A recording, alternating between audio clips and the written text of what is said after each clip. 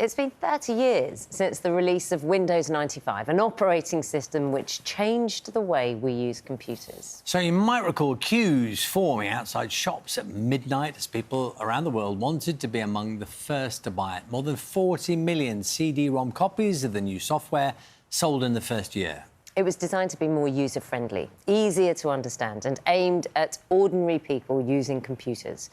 Jane McCubbin has been finding out more. We should warn you, there are flashing images in this report. Joe, give me the tour. I certainly will. This is all the 70s.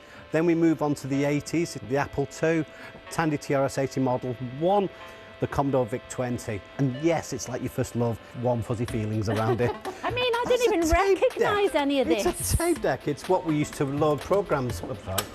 Flipping heck. Things have moved on, haven't they? Yes, just a bit. This is Joe, and this is Sidekick Steve.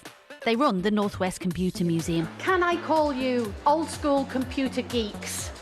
Absolutely, yeah, yes. definitely. Is that fair enough? Yeah.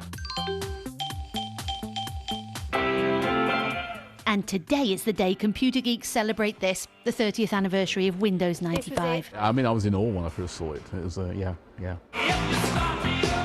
There was a massive buzz. Yeah, there was, yeah. Because I've seen nothing that looked like this before. Computer shops stayed open last night. After an 18-month delay, Windows 95 finally went on sale at the stroke of midnight. It gave people access to graphical interfaces. It gave them access to things they could just plug in and they would work.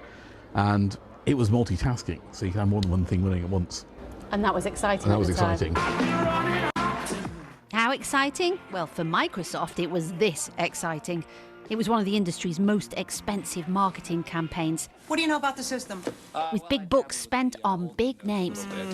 And you? Oh, I'm still mastering Pong.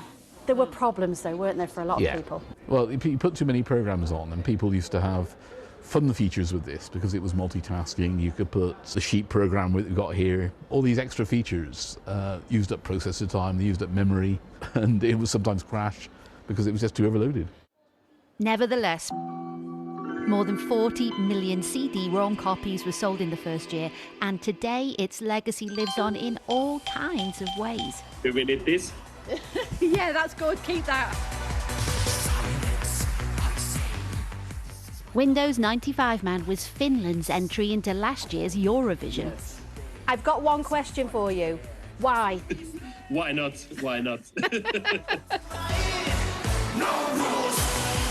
I didn't have so many friends like as a child, so my dad was coding at the home and we had like 10 computers and every computer had the Windows 95. Let's go! No rules! My best time in my life was with Windows 95. I was like 10 years old when it got released, and it's just like reminds of the happy, more simple times. And this Windows 95 energy is what he spent his adult life channeling into his art. Super daddies, like offbeat dancing. I love it, like totally what I'm doing with my art. Things doesn't need to be perfect and you can be yourself. And running on the average personal computer back then, Windows 95 was often less than perfect. Microsoft had an answer for that. Control. Alt. And delete. It's a reboot. It's a reboot. And do you remember Windows 95 requiring the odd reboot? A lot of reboots is the way I remember it.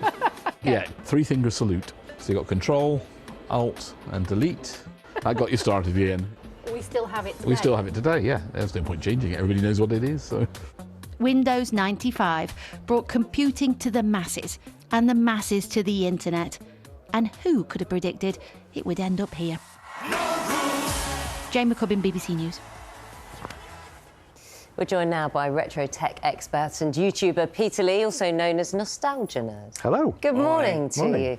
What do you personally remember of the launch of Windows 95? I mean, Windows 95 for me was just a huge thing. I was only about 11 years old or something, but it felt like a life-changing moment. It felt like I needed that software in order to survive. What was life like? Because we were talking about this in the office, and what was life like on computers before Windows 95? Like, what did we use them for? So we kind of use them for the same stuff, for work, for games, leisure. But before Windows 95, we used Microsoft DOS mainly, which was like a command prompt-driven text-based thing.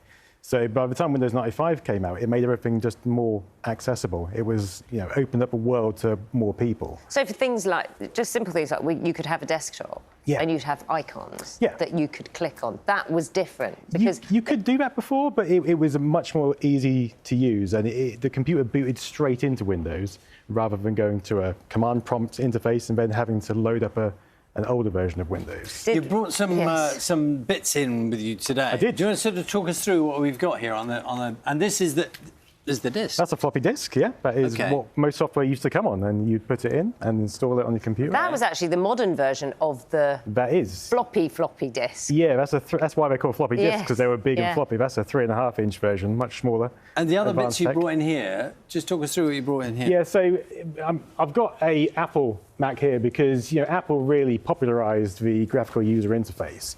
And then Microsoft kind of took that idea and they ran with it in the 80s with Microsoft DOS, which was their original operating system.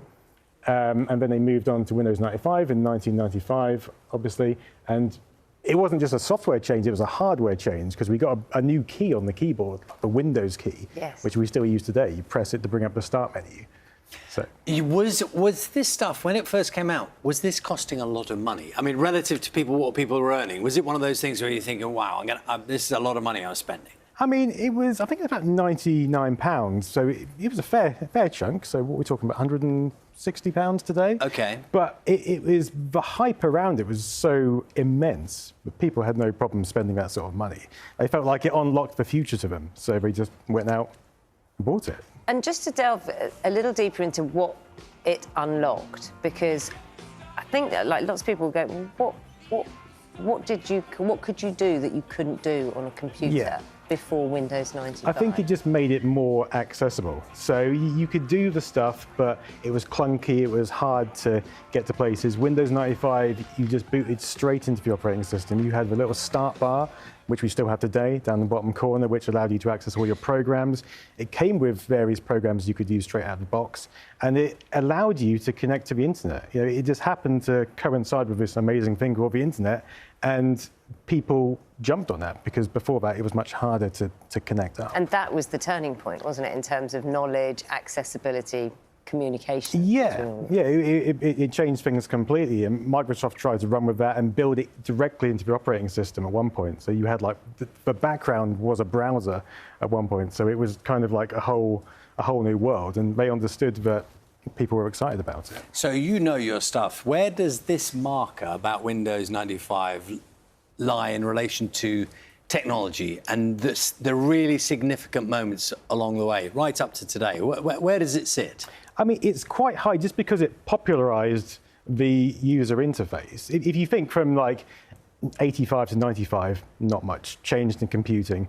From a lot changed in computing from 85 to 95 because we got that. But from 95 up until now, Windows hasn't really changed. You could give someone a copy of Windows 95 today, they could still use it. It's pretty much the same as what we use every day.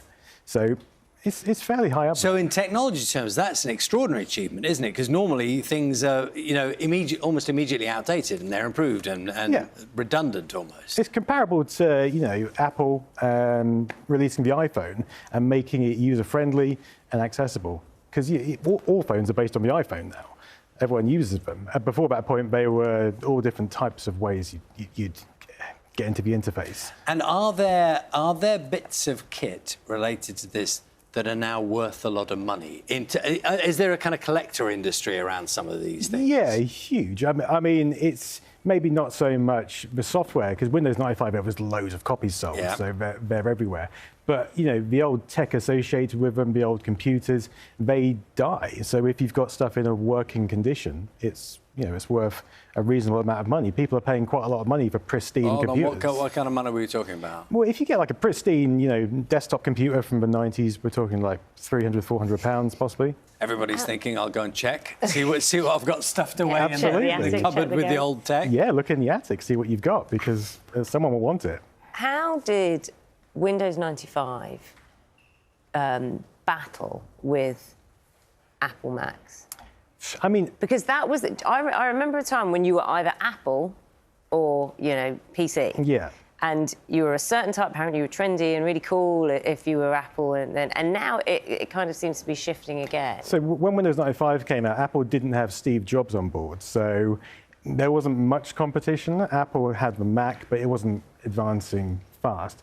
But Steve Jobs came back late 90s and brought out the colourful Macintoshes, and that really caught people's attention, and more people started moving over to Apple again. But mid-90s, the IBM PC compatible was really kind of leading the way. And in terms of Windows 95, I suppose it's a credit to itself that you can still use it now. Yeah. And its evolution is still based on that. There hasn't been a massive diversion away from it. It really hasn't. Like, so if you go into the control panel on modern versions of Windows, you can still see some parts of Windows 95 almost popping through. It changed the landscape a lot, and because it's so easy to use, there's no point changing it. Microsoft tried to with Windows 8. People didn't like it. They went back to the old formula. Peter, nice to see you here this morning. Peter Leigh, presenter, YouTuber and Twitch streamer. Thank you very much. Thank you very much. Thank Appreciate you. it. It's coming up to 8 o'clock. We'll be back with the headlines then. Find out what's happening wherever you are.